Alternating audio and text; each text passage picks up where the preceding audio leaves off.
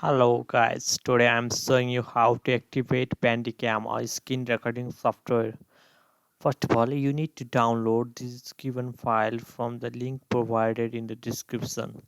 Then turn off your Wi-Fi so that Windows Defender is smart screen does not work. And after installing the application, you will see unregistered tag over there and go to the open file location of the Bandicam software and copy keymaker file or the application from the downloaded folder and open it as a administrators.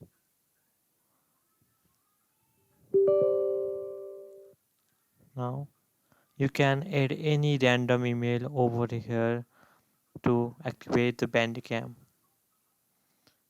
You need to make sure that the Bandicam software is closed while registering the application.